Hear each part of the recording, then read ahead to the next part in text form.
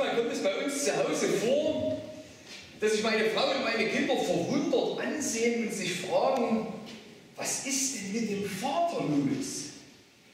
Hat er irgendwie die Tür nicht getroffen und ist gegen den Türpfosten gerannt? Meine Kinder sind in solchen Momenten froh, dass niemand mich so sieht, sonst würden sie sich für mich schämen. Wahrscheinlich fragt ihr euch jetzt, warum meine Familie so irritiert von mir ist. Liegt vielleicht eine Verhaltensstörung vor? In gewisser Weise ist das so. Mein Verhalten entspricht manchmal nicht meinem Alter.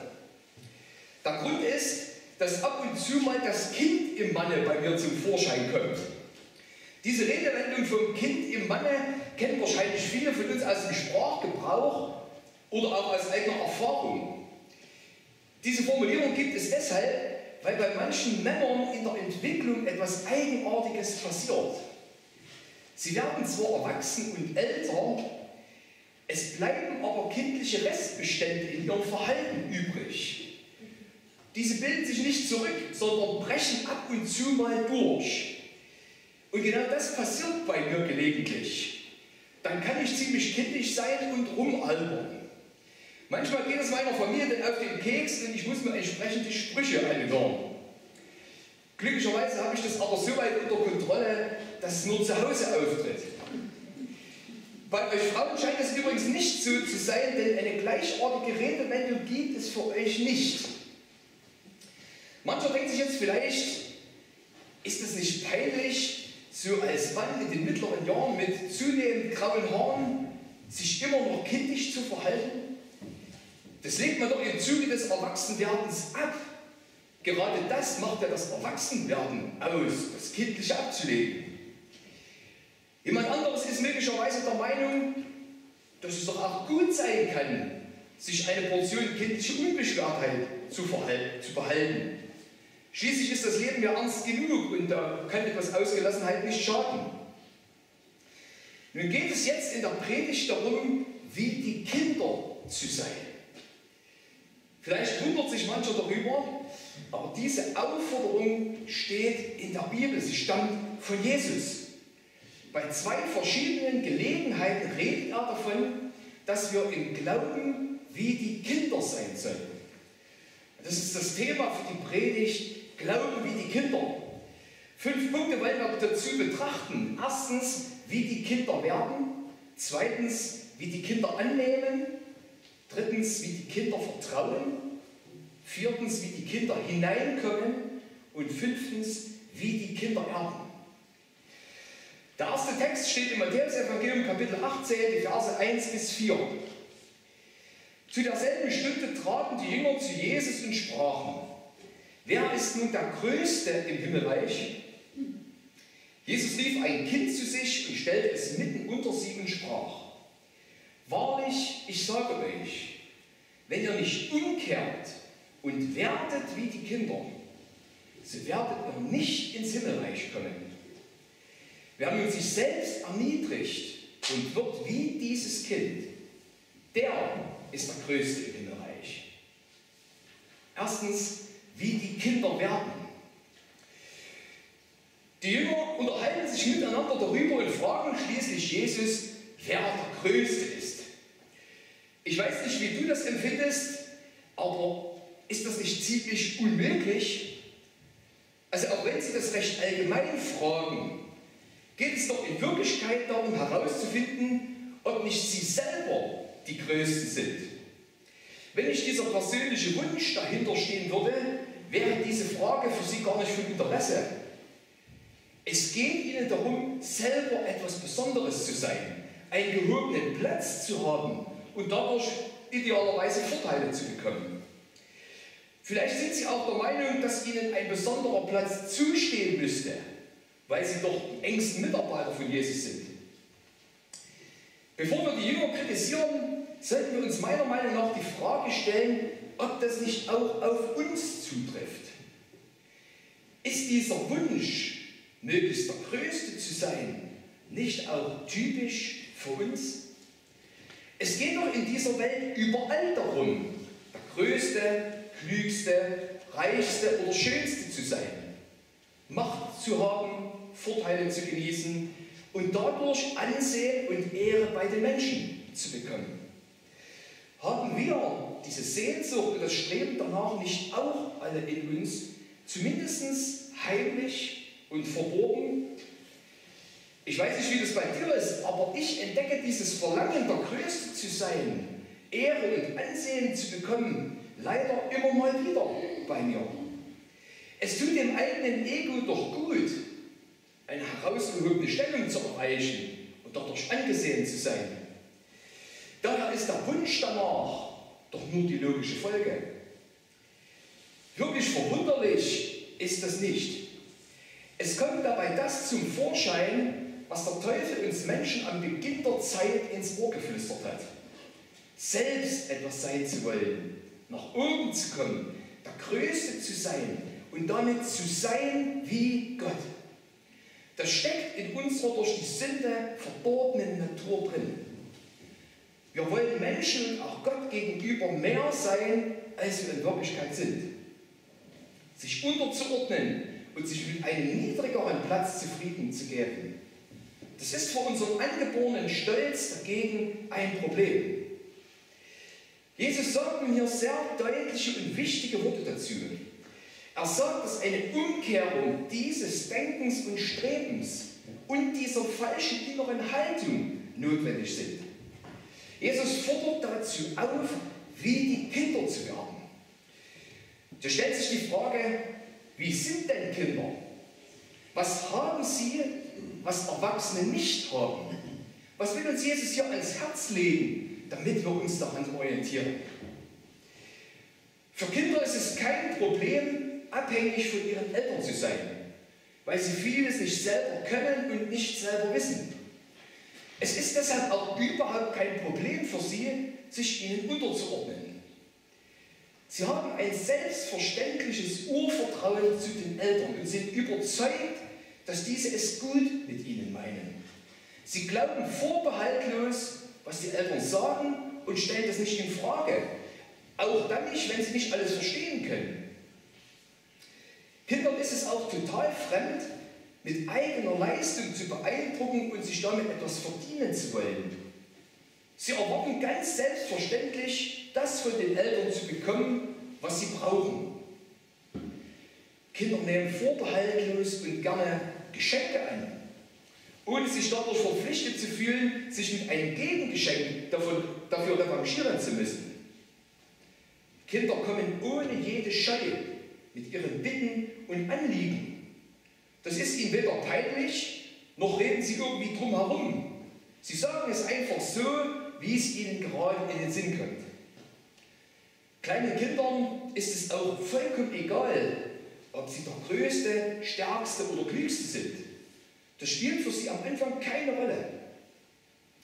Ich denke, wer von euch kleine Kinder hat oder hatte, der kann das so bestätigen.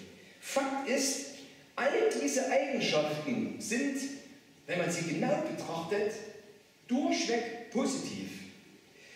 Herbert Grönemeyer hat vor einigen Jahren das Lied geschrieben, Kinder an die Macht. Vielleicht kennt das mancher. Darin drückt er etwas Wahres aus. Wenn Kinder mit ihren Eigenschaften diese Welt regieren würden, dann wäre vieles besser, als wenn wir Erwachsene das tun und mit unseren Eigenschaften so vieles kaputt machen. Leider gehen diese so guten kindlichen Eigenschaften bei uns mit dem Erwachsenwerden verloren. Besonders passiert das in der Pubertät. Wenn Kinder groß werden, entwickeln sie gerade in dieser Zeit zunehmend einen eigenen Willen. Das Urvertrauen zu den Eltern und der Gehorsam nehmen ab. Vieles wird in Frage gestellt, auch die guten Absichten der Eltern. Die elterlichen Ansichten werden größtenteils abgelehnt und ein bewusst gegenteiliges Verhalten an mancher Stelle an den Tag gelegt. Die Ich-Bezogenheit nimmt zu, das eigene Denken und der eigene Verstand bekommen einen zunehmend hohen Stellenwert. Das Kindliche wird bewusst abgelegt. Man will erwachsen sein und auch so wahrgenommen und angenommen werden. Außerdem spielt es zunehmend eine Rolle, der Größte zu sein. Bei den Jungs geht es darum, der Stärkste und Coolste zu sein. Die Mädchen definieren sich darüber, wer die Schönste und die mit der besten Figur ist. Ohne Zweifel ist die Pubertät nötig und wichtig, dass Kinder selbstständig werden und lernen, eine eigene Meinung zu haben und diese zu vertreten. Diese Zeit der Rebellion gegen die Eltern ist aber vorübergehend. Sie geht vorbei. Danach kehrt ein vertrauensvolles Verhältnis zu den Eltern ganz oft zurück. Das Problem von uns Erwachsenen ist, dass wir uns Gott gegenüber oft wie pubertierende Jugendliche verhalten. Wir haben Zweifel an seinem Wort. Wir misstrauen dem, was er uns sagt. Wir wollen unseren eigenen Willen durchsetzen, anstatt auf seinen zu hören. Wir wollen selbst bestimmen und uns nicht unterordnen. Wir wollen lieber selber etwas leisten, anstatt uns von ihm beschenken zu lassen. Wir halten unseren Verstand für das Nonplusultra. Damals, im Garten Eden, ganz am Anfang, da hat der Emanzipationsprozess von uns Menschen von Gott begonnen. Wir wollen mündig und unabhängig sein. Und das setzt sich bis heute fort. Leider geht dieses Verhalten nicht automatisch vorbei wie die Pubertät. Im Gegenteil, die sündhafte Natur kommt in dieser Hinsicht immer mehr zum Vorschein, je älter wir werden. Deshalb sagt Jesus den Jüngern und uns, was zu tun ist. Wir sollen umkehren von diesem falschen Denken und der Ich-Bezogenheit, von unserem Hochmut, von unserer Wichtigtuerei, von unserem Streben, der Größte sein zu wollen. Jesus präzisiert das noch und sagt uns, seid demütig und erniedrigt euch vor Gott. Umkehren heißt ja die Gegenrichtung einschlagen. Erniedrigen ist das komplette Gegenteil von der Größte zu sein. Zum Erniedrigen braucht es eine demütige Einstellung. Und Demut ist das Gegenteil von Hochmut. Jesus sagt, ordnet euch Gott unter wie Kinder ihren Eltern und akzeptiert, dass er über euch steht. Denkt nicht größer und höher von euch, als es der Realität entspricht. Nehmt für euch nicht in Anspruch, mehr zu sein, als ihr in Wirklichkeit seid. Verhaltet euch Gott gegenüber so, wie es sich für Geschöpfe gegenüber ihrem Schöpfer gehört. Verhaltet euch ihm gegenüber nicht wie selbstgefällige Erwachsene, sondern wie abhängige Kinder. Setzt nicht auf eigene Stärke, sondern vertraut ihm. Wenn Jesus uns das sagt, dann tut er das nicht von oben herab, so schulmeistermäßig. Vielmehr hat er uns bei seinem Kommen auf diese Erde selber vorgemacht, was er uns hier ans Herz legt. Er hat sich selbst erniedrigt und sich Gott, dem Vater, in absolutem Gehorsam untergeordnet. Das lesen wir im Philipperbrief. Er erniedrigte sich selbst und gehorchte Gott bis zum Tod, bis zum Verbrechertod am Kreuz.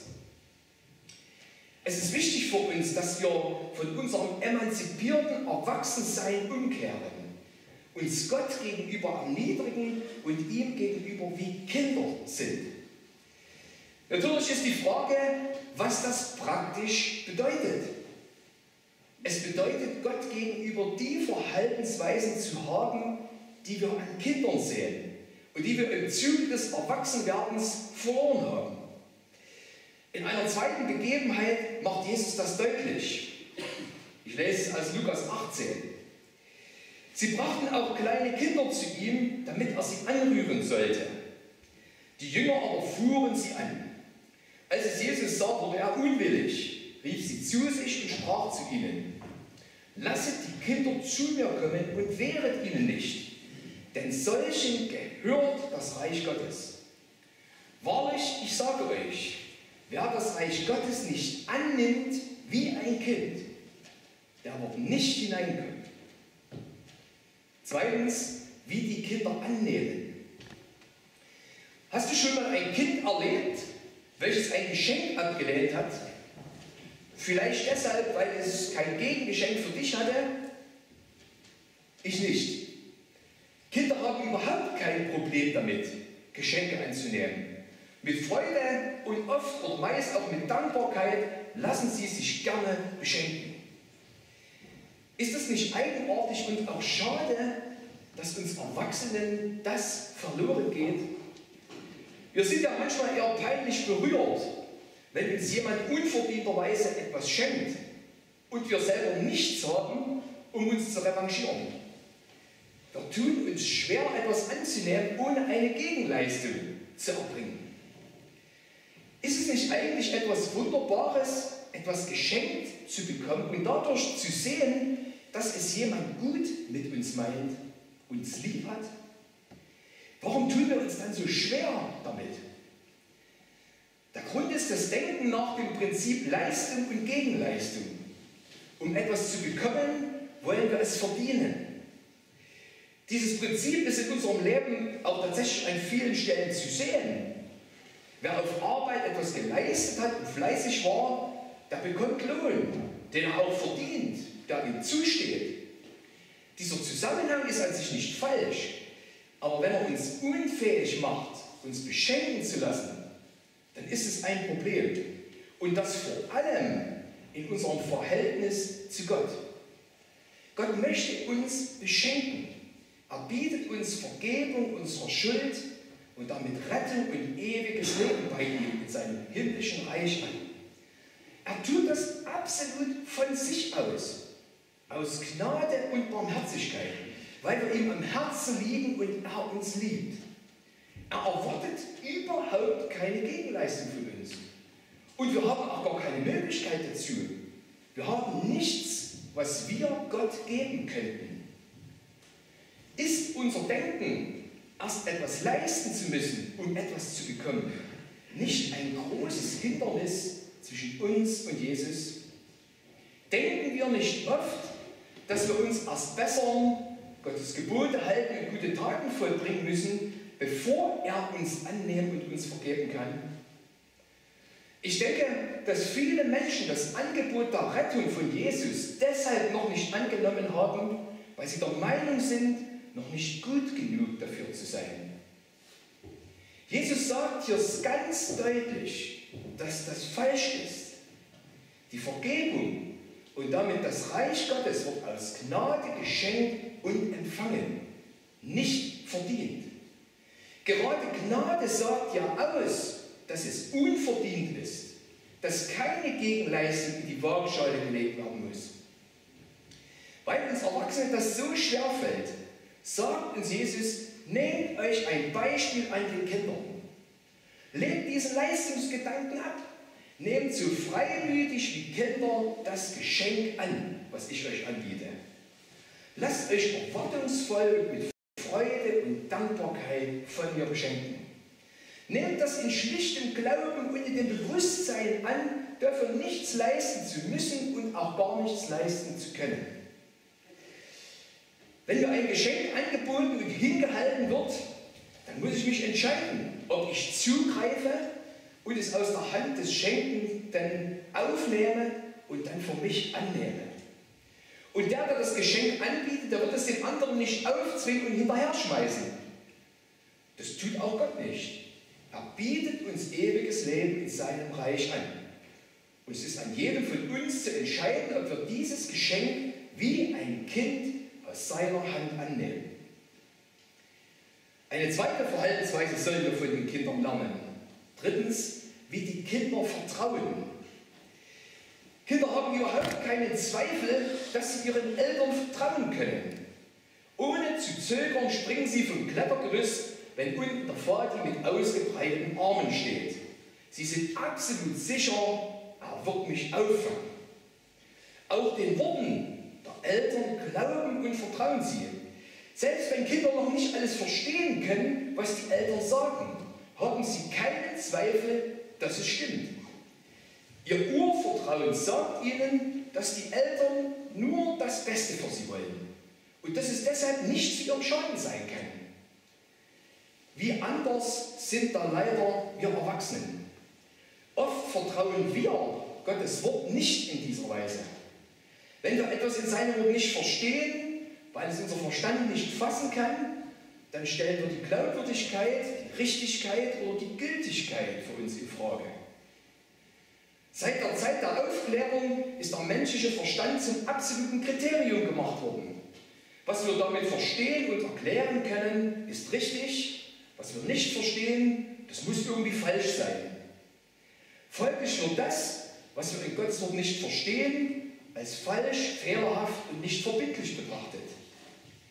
Wie sehr wird dadurch deutlich, dass das lebenswichtige Urvertrauen zu Gott, unserem Vater, abhanden gekommen ist. Auch hier legt uns Jesus ans Herz, von den Kindern zu lernen. So wie Kinder nicht gleich alles verstehen, was die Eltern sagen, und erst das Verständnis durch häufiges Hören wachsen muss, so verstehen auch wir nicht gleich alles, was Gott uns in seinem Wort sagt. Manches erscheint erstmal rätselhaft. Aber je mehr und je öfter wir darin lesen, umso mehr verstehen wir. Das geht Schritt für Schritt. Wenn wir das, was wir verstanden haben, dann auch anwenden, dann erschließt sich das Nächste. Ein gutes Beispiel dafür ist eine Taschenlampe. Wenn man mit der im Dunkeln geht und so vor sich leuchtet, damit man den Weg sieht. Sie erleuchtet ja immer nur ein kleines Stück des Weges. Wenn ich aber dieses Stück Weg gehe, dann geht der Schein weiter voraus und erleuchtet das nächste Stück Weg. Und so geht das immer weiter. Da kann ich weit laufen, obwohl ich am Anfang den ganzen Weg nicht sehe. Jesus hat zu dem Umstand, dass wir Menschen uns so viel auf unseren eigenen Verstand einbilden, an anderer Stelle etwas Bemerkenswertes gesagt. Ich preise dich, Vater, Herr des Himmels und der Erde, dass du dies den Weisen und Verständigen verborgen hast und hast es Unmündigen offenbart. Jesus macht hier einen Gegensatz deutlich. Auf der einen Seite die Gelehrten, die Klugen, die Verstandesmenschen. Auf der anderen Seite die Unmündigen und Unwissenden. Und wer sind die Unmündigen, die noch nicht so viel wissen und deshalb noch keine Stimme haben, die gehört wird? Die Kinder. Ohne Zweifel ist der Verstand eine große Hilfe für uns, Zusammenhänge zu verstehen. Gerade deshalb hat Gott uns Menschen als einzige Lebewesen damit beschenkt. Der Verstand ist ja unser Alleinstellungsmerkmal. Wir sollen und dürfen ihn auch gebrauchen. Aber Jesus macht hier deutlich, dass der Verstand nicht das richtige Mittel ist, um die Wahrheit in Gottes Wort zu erkennen und zu verstehen, sondern dass es auf das kindliche Vertrauen zu seinem Wort ankommt. Dann wird er uns durch seinen Heiligen Geist sein Wort verstehbar machen. Noch deutlicher lesen wir das im 1. Korintherbrief. Ich will zunichte machen die Weisheit der Weisen und den Verstand der Verständigen will ich verwerfen. Wer sich nur auf seinen erwachsenen Verstand verlässt, der ist verlassen und versteht Gottes Wort nicht. Es braucht das kindliche Urvertrauen in die Richtigkeit von Gottes Wort. Es braucht das Wissen, dass Gott es gut mit uns meint und uns mit seinem Wort Orientierung für gelingendes Leben geben will, sodass wir das Ziel erreichen. Deshalb steht in den Sprüchen auch folgender Satz: Vertraue von ganzem Herzen auf den Herrn und verlass dich nicht auf deinen Verstand. So wird er dich recht führen. Glauben wie die Kinder heißt Vertrauen wie die Kinder. Viertens, wie die Kinder hineinkommen. Wir haben jetzt gehört, dass wir wie die Kinder werden sollen. Stellt sich die Frage, warum das so wichtig ist. Dass wir wie Kinder sein sollen, hat einen ganz entscheidenden Grund. Es hängt vom Kindsein ab, ob wir ins Himmelreich kommen. Es heißt ja in beiden Bibelworten, die ich gelesen habe, dass wir wie Kinder werden sollen. Dass wir das Reich Gottes annehmen sollen wie Kinder, weil wir sonst nicht hineinkommen. Das ist also eine Zugangsvoraussetzung in Gottes neue Welt. Nur Kinder kommen hinein. Erwachsene haben keinen Zutritt. Es hängt alles davon ab, die richtige Stellung vor Gott zu haben. Das ist die Voraussetzung dafür. Kind zu sein, das hat ja einen doppelten Sinn. Zum einen, dass wir uns Gott gegenüber so verhalten, wie es unserem Verhältnis als Geschöpfe zu unserem Schöpfer entspricht. Dass wir ihm vertrauen seinem Wort glauben und uns von ihm beschenken lassen, so wie Kinder das tun. Zum anderen hat es aber auch den Sinn, im buchstäblichen Sinn ein Kind Gottes zu sein und zu werden. Deswegen fordert Jesus uns so absolut deutlich dazu auf, vom Weg der Selbstbestimmung umzukehren, sich zu ihm zu bekehren und durch eine neue Geburt ein neues Leben von ihm zu bekommen und damit ein tatsächliches Kind Gottes zu werden.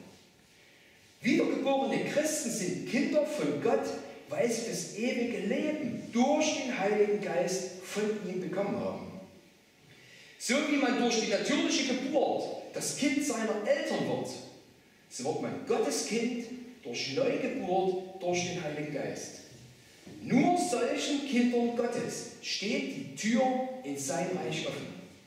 Wer nicht sein Kind ist, wird vor verschlossener Tür stehen. Deshalb ist es für uns so wichtig, wie die Kinder zu werden. Deshalb ist es auch so wichtig, uns ihm gegenüber auch wie Kinder zu verhalten und uns nicht wie eigensinnige Erwachsene zu benehmen. Dadurch, dass Jesus die Kinder entgegen dem versuchten Einschreiten der Jünger zu sich kommen lässt, wird auch deutlich, dass der Zugang zu ihm allen offen steht und möglich ist, die mit kindlichem Glauben und Vertrauen zu ihm kommen. Ich möchte dich das ganz konkret und persönlich fragen: Bist du ein Kind Gottes? Bist du bekehrt? Hast du die Sicherheit und Gewissheit, dass es für dich mit dem Tod nicht zu Ende ist, sondern dass du Zugang zu Gottes neuer Welt hast?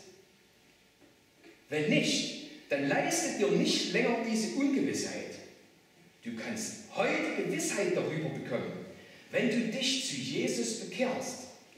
Ich lade dich herzlich ein, diesen Schritt nach dem Gottesdienst zu gehen. Du kannst gerne zu mir kommen, wenn du möchtest, dass ich dir dabei helfe, ein Kind Gottes zu werden.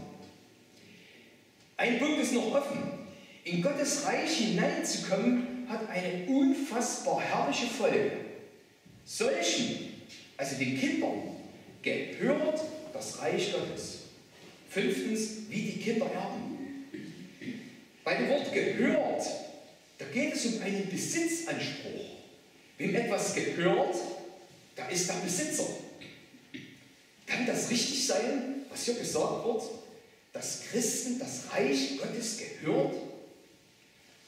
Die natürlichen Erben von Eltern sind ihre Kinder.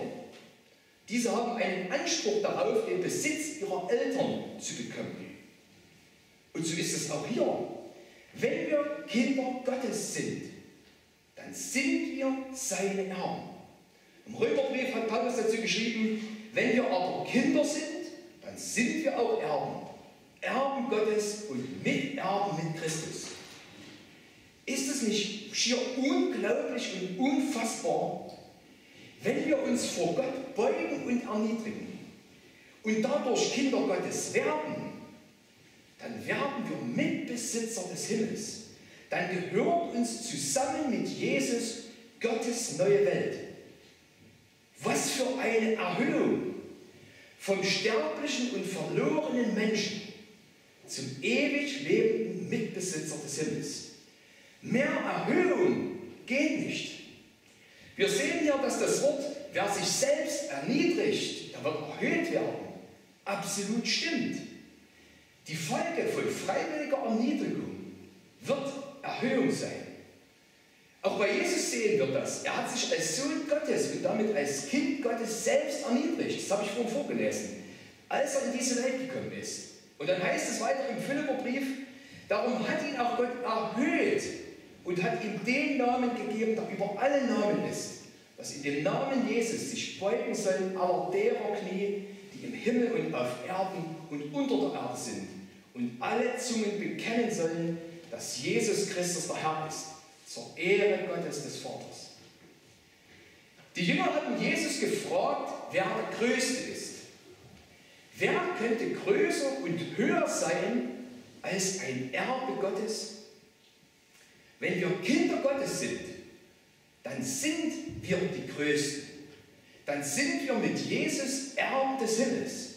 Und dann geht unsere Sehnsucht, der Größte zu sein, tatsächlich in Erfüllung. Und das in viel höherem Maße, als wir es uns erträumen könnten.